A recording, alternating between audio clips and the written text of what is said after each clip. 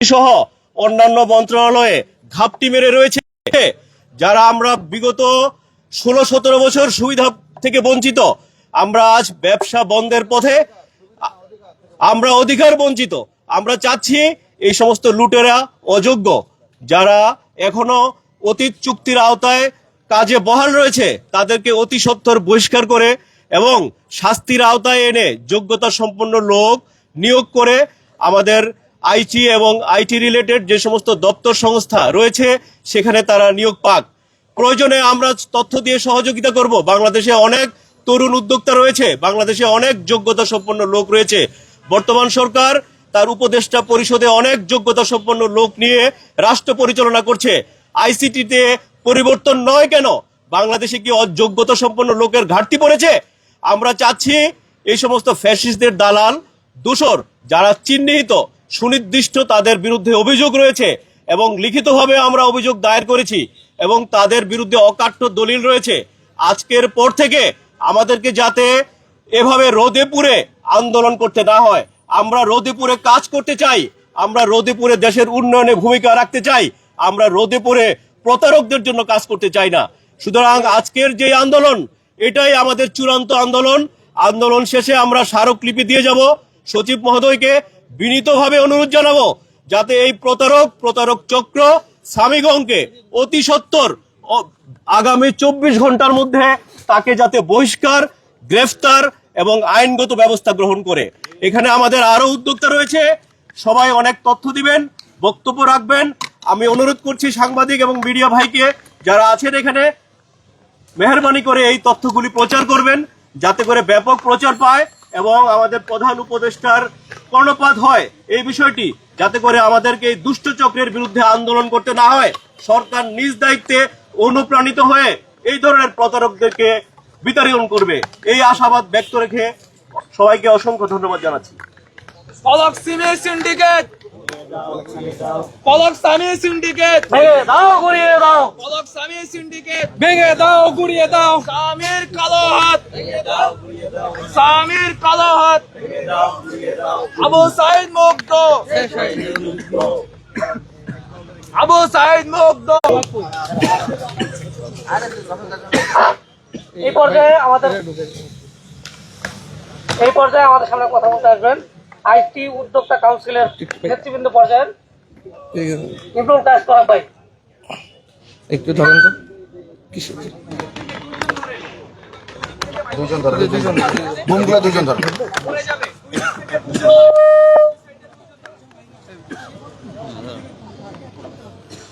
বিসমিল্লাহির রহমানির রহিম।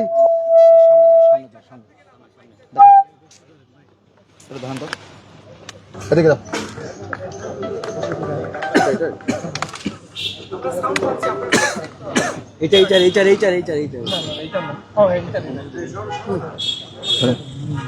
বিসমিল্লাহির রহমানির রহিম। আজকের বৈষম্য বিরোধী আইসিটি উদ্যোক্তা কাউন্সিল, বাংলাদেশ আইসিটি উদ্যোক্তা কাউন্সিল এর উদ্যোগে আয়োজিত আজকের এই প্রতিবাদ সভায় উপস্থিত দেশের বিভিন্ন শীর্ষ স্থানীয় প্রতিষ্ঠানের কর্ণধার বৃন্দ, আইসিটি উদ্যোক্তা বৃন্দ এবং একান্ত প্রিয় সাংবাদিক ভাই ও বন্ধুগণ, আসসালামু আলাইকুম ওয়া রাহমাতুল্লাহ। সংগ্রামী সাথী ও বন্ধুগণ, আমার পূর্ববর্তী বক্তা এখানে বলে গেছেন, অত্যন্ত দুঃখজনকভাবে, অত্যন্ত লজ্জাজনকভাবে গণ অভ্যুত্থানের 8 মাস পরে আমাদেরকে শুধুমাত্র জাস্টিসের জন্য রাজপথে দাঁড়াতে হয়েছে। আমরা আজকের এই আয়োজন থেকে দৃঢ় কণ্ঠে জানাতে চাই যে বাংলাদেশের 5 আগস্টের গণ অভ্যুত্থানের মাধ্যমে পতিত স্বৈরাচার, আওয়ামী স্বৈরাচারের যত দোসর ছিল তাদের সকল কিছুর লেনাদেনা শেষ হয়ে গেছে। এখনকার সময় শুধুমাত্র তাদের অন্যায়, তাদের অত্যাচার, তাদের দুর্নীতি, তাদের লুটপাটের বিচারের সময়। কিন্তু আজকে আমরা এখানে দাঁড়িয়েছি, তাদের বিচার তো দূরের কথা, তারা এই সরকারের গুরুত্বপূর্ণ চেয়ারগুলো এখনো দখল করে বসে আছে।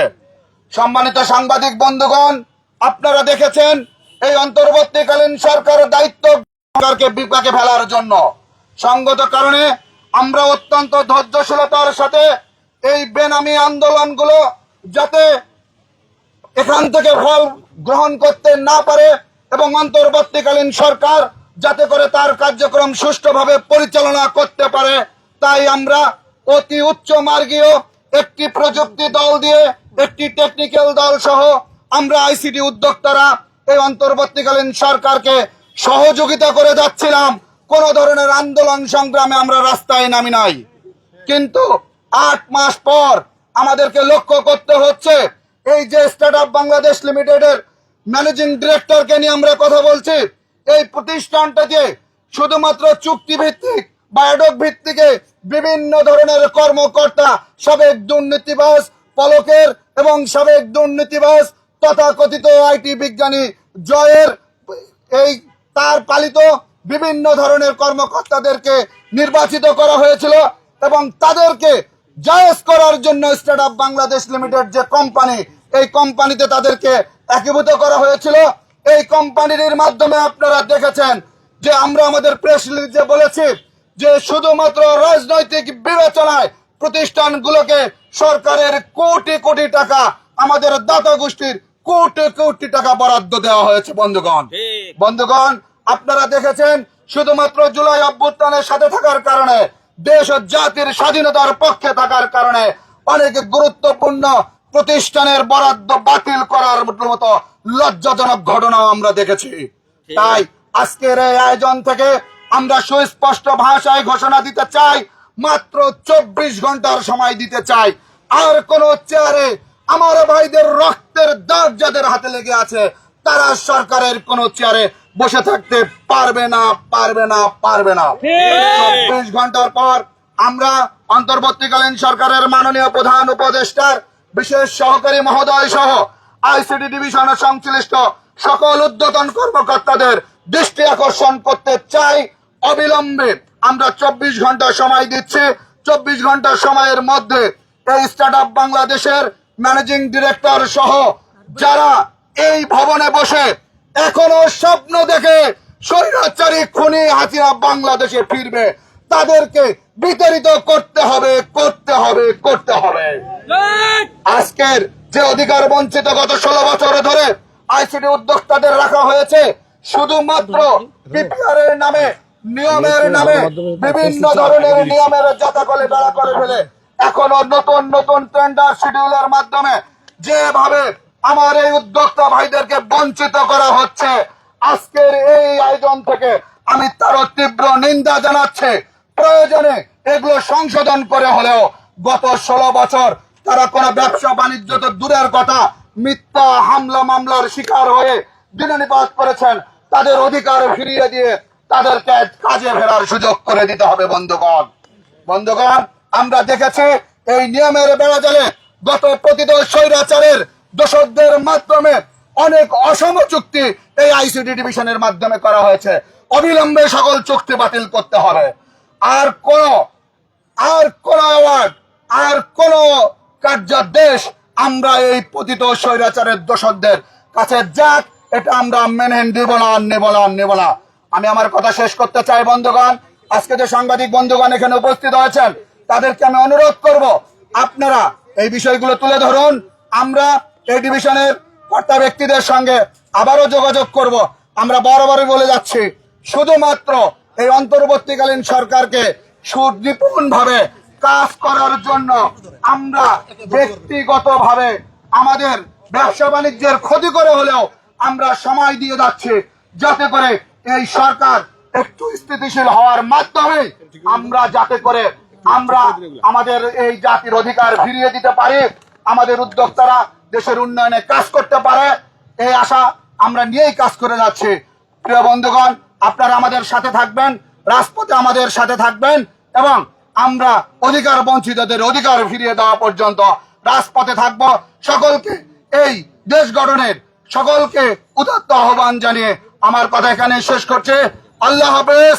আসসালামু আলাইকুম ওয়া রাহমাতুল্লাহ। আবু সাইদ মুক্ত, শেষ হয়নি যুদ্ধ, আবু সাইদ মুক্ত।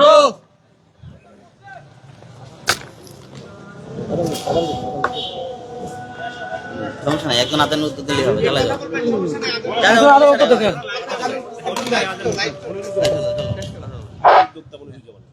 এই পর্যায়ে আমাদের সামনে বক্তব্য নিয়ে আসবেন অন্যতম আইটি উদ্যোক্তা মোহাম্মদ মনিরুজ্জামান ভাই।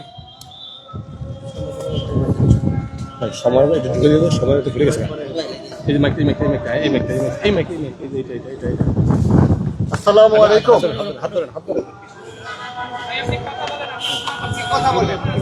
জি, আসসালামু আলাইকুম। আমি ভাবতে পারি না যে এখানে আবার আমাকে আসতে হবে। আমরা 1 মাস আগে ঠিক এই সময় এইখানে আমরা এই স্বামীর পদত্যাগের দাবিতে এবং এই করার জন্যই আমরা একত্রিত হয়েছিলাম, কিন্তু আমরা দেখলাম যে সে তার পদে বহাল তবিয়তে বসে আছে। কি কারণে বসে আছে আমার মাথায় ঢুকতেছে না, কিন্তু এখানে আস্তে আস্তে একটু চিন্তা করলাম কি কারণে সে বসে থাকতে পারে। আমার কাছে মনে হইলো সে যে এতদিন যাবত দুর্নীতি লুটপাট করেছে, ডিজিটাল চুরি করেছে, এইটা হয়তো বর্তমানে যারা কাজ করছে তারা হয়তো জানে না, তাদের কাছ থেকে একটু শেখা দরকার। আমার কাছে মনে হচ্ছে যে স্বামীর কাছ থেকে বর্তমান যারা প্রশাসক আছে কাজ করছে তারা তার কাছ থেকে এই চুরি কিভাবে করতে হবে সেটা শেখার জন্য তাকে রেখে দিয়েছে। ঠিক, এটাই আমার কাছে মনে হচ্ছে। আমি ভাবতেছিলাম কেন তাকে বের করা যাবে না, সে তো একটা প্রাইভেট কোম্পানির এমডি, তাকে তো যে কেউ ভাবে সরকার যে কোনো ভাবেই তাকে বের করে দিতে পারে, তাহলে তাকে কেন বের করে দেওয়া হচ্ছে না? নিশ্চয়ই আরেকটা শখ কাটা হচ্ছে কিভাবে দুর্নীতি করা যায়, কিভাবে চুরি করা যায়, কিভাবে ডাবল ভাবে এখান থেকে টাকা পাচার করা যায়, সেই জিনিসটাই তারা কিন্তু করছে আমার কাছে মনে হচ্ছে। তা আমরা আইটি উদ্যোক্তা এই জিনিসটাকে কোনোভাবেই টলারেট করতে পারছি না। আমরা 24 ঘন্টা সময় দিলাম, পরেশ ভাইয়ের সাথে আমি একমত যে 24 ঘন্টার ভিতরে যদি তাকে প্রত্যাহার করা না হয় এবং তাকে গ্রেপ্তার করা না হয় তাহলে আমরা কঠোর থেকে কঠোরতম কর্মসূচি আমরা ঘোষণা করব। আমরা কি সবাই এটার জন্য প্রস্তুত আছি? এবং আমরা সবাই একত্রিতভাবে আমরা বেসিসের মেম্বার যারা আছি, বেসিসের প্রায় 2600 মেম্বার আমরা এটার সাথে একত্রিত। আমরা চাই এই পলক এবং স্বামীদের সিন্ডিকেট থেকে এই আইসিটি মন্ত্রণালয় থেকে আমরা মুক্ত করতে চাই। আপনারা সবাই আমাদেরকে সমর্থন দিবেন এবং প্রেস মিডিয়াকে আমরা বলবো যে আপনারা সত্য কথা এবং যার যার দুর্নীতি আছে এগুলোর একটা রিপোর্ট তৈরি করে আমাদেরকে সহযোগিতা করুন, আইসিটি মিনিস্ট্রিকে সহযোগিতা করুন, তাহলে খুব সহজেই তাদেরকে আমরা বিতাড়িত করতে পারবো। আর একটা বিষয় না বললেই নয়, আমরা এই 7 মাস পরেও দেখছি এখন যে টেন্ডার দিচ্ছে বিভিন্নভাবে দিচ্ছে, সেই আগের যে নিয়ম কানুন আগের যে সিন্ডিকেট ছিল তারাই এটা চালাচ্ছে। তাহলে আমরা যারা আইটি উদ্যোক্তা, নতুন আইটি উদ্যোক্তা, মিডল ক্লাস আইটি উদ্যোক্তা, আমরা কিভাবে তাহলে কাজ করব? তাহলে আমরা গরিবই থাকবো এবং যারা ফুলে ফেপে 16 বছর এতদিন যাবৎ খেয়েছে তারা আরো ফুলে ফেপে বড় হবে। আমরা সেটা চাই না। আমরা চাই একটা সমবন্টন হোক, একটা লেভেল প্লেইং ফিল্ড হোক, এবং আমরা দেশের জন্য কাজ করতে চাই এবং তরুণদের নিয়ে কাজ করতে চাই, নতুন উদ্যোক্তাদের নিয়ে কাজ করতে চাই, সমভাবে কাজ করতে চাই, দেশের জন্য কাজ করতে চাই। আমরা এই আহ্বান জানিয়ে আপনাদের সকলের সহযোগিতা চেয়ে যে আমরা পলক এবং স্বামীদের সিন্ডিকেট ভেঙে দিব এবং তাদের যে দোষররা রয়েছে এখনো যারা কাজ করছে তাদের থেকে আমরা আমাদের আইসিটি এই ইন্টেলেকচুয়াল প্রপার্টিকে আমরা বাঁচাতে চাই। তা আপনাদের সকলের সহযোগিতা এবং ভবিষ্যতে যদি আবার আমাদের আসতে হয় সেটা হবে আসলে খুবই খারাপ একটা দিক।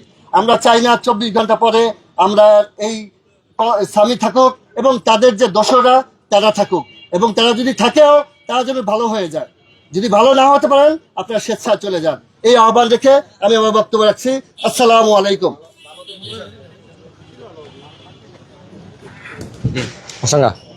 জি,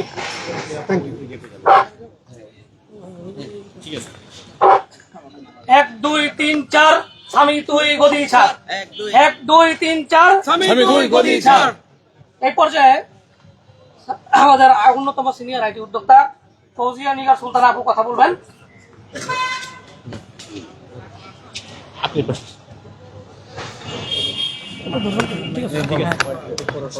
আসসালামু আলাইকুম সবাইকে যারা আজকে উপস্থিত আছেন, আইটি উদ্যোক্তা এবং আমাদের সাংবাদিক ভাই বোনেরা। আমরা আজকে এখানে একসাথে জড়ো হয়ে আসলে আমাদের জন্য এটা খুব কষ্টকর। এখানে স্টার্ট আপ বাংলাদেশের সাথে দুর্নীতি অতপ্রতভাবে জড়িত। ৬৭ যেটা সরকারিভাবে স্বীকৃত। তাছাড়া ডিসেম্বরের ২ তারিখ যে শ্বেতপত্র দেওয়া হয়েছে আমাদের প্রধান উপদেষ্টাকে, সেখানেও কিন্তু বলা হয়েছে আইটি খাত ছিল সবচেয়ে দুর্নীতির জায়গা। সেখানে এই স্টার্ট আপ বাংলাদেশে স্বামী উনি যিনি আছেন উনি পলকের নিজস্ব লোক, এটা আমাদের সরকারও খুব ভালো করে জানেন এবং আমরা সবাই জানি। তারপরেও এই দুর্নীতির সাথে সংযুক্ত থাকার পরেও উনি এখনো কিভাবে এত হাজারো শহীদদের, এত তরুণদের রক্তের বিনিময়ে আমরা যে স্বাধীনতা পেয়েছি, নতুন করে যে বাংলাদেশ পেয়েছি বিপ্লবের পরে, সেই বাংলাদেশে কেন উনি বসে আছে, এটা আমরা কোনোভাবেই মেনে নিতে পারছি না। এবং আমাদেরকে প্রতিনিয়ত যুদ্ধ করতে হচ্ছে এদেরকে সরানোর জন্য, এই সমস্ত পলকের লোকজনকে সরানোর জন্য। উনি জেলে বসে আছে, কিন্তু উনি ওখান থেকে জেল থেকে বসে এখানে স্বামীকে দিয়ে স্টার্ট আপ বাংলাদেশ, এত বড় একটা বিনিয়োগ সম্মেলন হলো, সেখানে স্টার্ট আপ বাংলাদেশে স্বামী কিভাবে গেল, এটা আমরা গভর্নমেন্টের কাছে জানতে চাই, আমরা সরকারের কাছে জানতে চাই।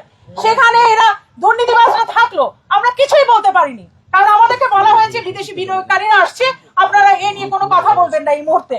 কিন্তু আমরা জানতে চাই এটা কি আমাদের অধিকার লঙ্ঘনের মতো বড় অপরাধ হয়নি? আমরা যারা সাধারণ লোক ছিলাম তারা কেন কোনো সামিটে আমরা যেতে পারিনি বিনিয়োগকারীর? সেখানে স্টার্ট আপ বাংলাদেশের এই স্বামীর মতো লোকজন যে দেশের ভাবমূর্তি কি তুলে ধরেছে আমরা সেটা জানতে চাই। কারণ ওরা তখনও বলছে আমরা যতই দুর্নীতি করি না কেন আমরা তো এখনো বসে থাকতে পারছি, তোমরা তো আমাদেরকে কিছু করতে পারোনি। ওরা বারবার আমাদেরকে আঙ্গুল তুলে দেখাচ্ছে, আমরা সেইটা আর সহ্য করতে পারছি না। তাই আজকে আমরা বাধ্য হয়ে সব উদ্যোক্তারা, বিভিন্ন স্তরের উদ্যোক্তারা আমরা আজকে এখানে এসেছি। এসে আমরা জানতে চাই, সরকারের কাছেও আমরা জানতে চাই স্বামী কিভাবে এখনো স্টার্ট আপ বাংলাদেশের ম্যানেজিং ডিরেক্টরের পোস্টে এখনো বসে নির্দ্বিধায় সব কার্যক্রম চালিয়ে যাচ্ছে। তাই এটাই আমার বক্তব্য। আমি সবার কাছে দোয়া চাই আমরা যেন এই সমস্যা থেকে উদ্ধার পেতে পারি। আসসালামু আলাইকুম।